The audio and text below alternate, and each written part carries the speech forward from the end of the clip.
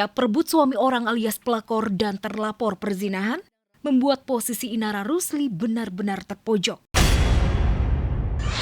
Kabarnya Inara terguncang secara psikis, terlebih melihat sikap Insanul Fahmi yang ternyata selain memohon tidak dicerai dirinya, publik kembali dibuat heboh dengan foto mesra Insanul dan Inara Rusli tampak bertemu sembari Inara menggandeng tangan Insan. Qadarullah lah semuanya, udah kehendak Allah juga. Ya Allah lah sebaik-baiknya saksi ya gimana perbuatannya mereka. Lihat di ini, lihat di ono berdua gitu kan, kayak nantangin bini tuanya gitu loh. Beredarnya foto mesra itu memicu spekulasi dari sejumlah netizen yang menilai Inara dan Insanul sebenarnya tidak benar-benar ingin berpisah. Sebagian warganet menduga sikap keduanya hanya untuk mendorong Mawa mencabut laporannya di Polda Metro Jaya. Aku lagi bikin lagu sekarang ini, judulnya Pelakor. Kok kamu gak tahu malu? Di belakangku kamu selingkuh. Nanya inspirasi lagi, udah jelas-jelas lagi terjadi begini.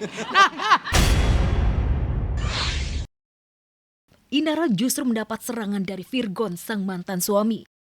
Virgon membongkar sikap minus Inara yang diam-diam mau menjual rumah dan sudah menggadaikan BPKB mobil. Hal itu membuat mantan mertuanya Eva Manurung meradang. Saya tahu itu beli mobil dengan harga berapa, enak aja lu mentek-tekin.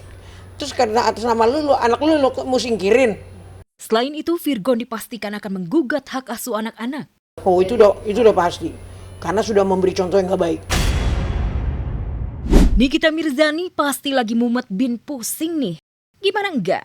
Setelah divonis 4 tahun penjara dan denda 1 miliar oleh Pengadilan Negeri Jakarta Selatan, Nikita memang sempat banding, tapi alih-alih dapat keringanan, malah seperti pisau bermata dua. Pasalnya Pengadilan Tinggi justru memperberat hukumannya menjadi 6 tahun penjara. Maka itu Nikita kini tengah gencar-gencarnya mengupayakan kasasi, dengan harapan bisa meringankan apalagi bisa sampai bebas. Kak Niki gugatan Wan Prestasi gimana? Kalau Wan Prestasi tanya ke lawyerku ya. Soalnya mereka yang ngurus bukan aku. Kalau yang memang bersalah, yang aku salah gitu, jangan petang-peteng, jangan sok jago, jangan merasa dirinya hebat. Namun berbanding terbalik dengan pihak Reza Gladys atas kasasi yang diajukan Niki. Merasa kesal dengan langkah Niki yang ngotot bakal dikabulkan kasasinya, pihak Reza justru beri sindiran pedas agar hukuman Niki ditambah jadi 10 tahun. Jadi kalau saran saya di Mahkamah Agung ya udahlah, tinggal ketok aja 10 tahun. Sama itu bas-basnya pengacara yang mulutnya ngomong menjatuhkan kredibilitas hakim ini, cabut aja berita acara sumpahnya. Supaya jangan main-main di pengadilan lah. Di lain sisi, sidang gugatan perdata atas gugatan melawan hukum yang diajukan Nikita terhadap Reza Gladys makin gak jelas. Niki yang ogah rugi ingin Reza mengganti rugi total 240 miliar atas tuduhan Wan Prestasi. Gak hanya itu, Niki juga tuntut ganti rugi imaterial sebesar 200 miliar. Lantas, akankah gugatan Niki bakal dikabulkan?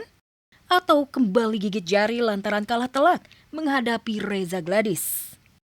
Nanti malah ada gugatan baru lagi. Apa kan Niki gugatan barunya? Kan gua aja di PN bisa dilihat kok. Ya, gitu Kalau ya, rugi pasti rugi, kan udah 7 bulan. Ini rugi berapa miliar sih, Mi? Wah, kalau miliar nggak tahu deh. Penyanyi Raisa tak kuasa menyembunyikan duka mendalam yang masih terasa di hatinya. Belum genap 1 bulan ditinggal sang ibu untuk selamanya, Raisa kembali ke atas panggung dengan hati yang rapuh. Di depan ribuan penonton, ia tiba-tiba terisak membiarkan air matanya jatuh. Sejenak ia berhenti menyanyi dan mencurahkan isi hatinya. Itu cuma berubah alam aja ya.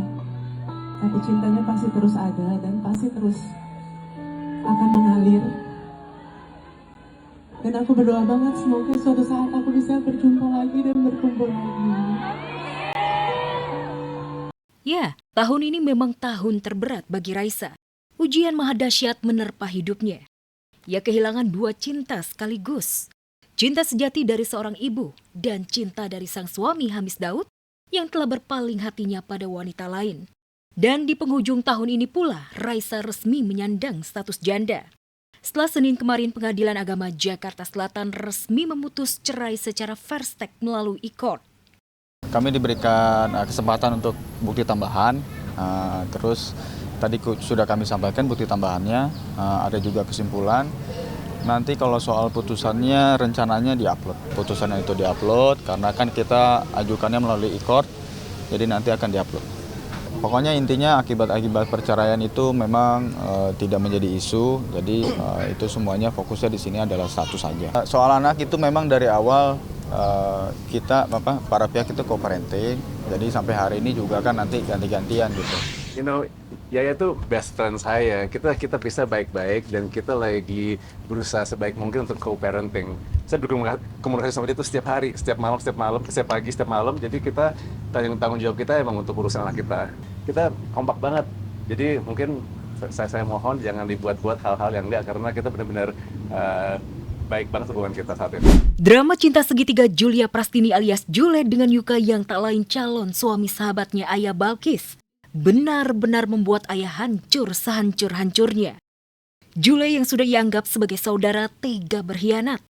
Bukan melindungi, malah menyakiti main hati dengan calon suami. Teranyar seolah ingin membungkam klarifikasi Yuka, Ayah mengumbar bukti foto Jule dan Yuka tengah mesra. Gue sama Jule itu cuma teman biasa aja. Kalau soal yang kemarin rame tentang gue ganti nomor kontak di HP gue, iya, gue akuin itu benar.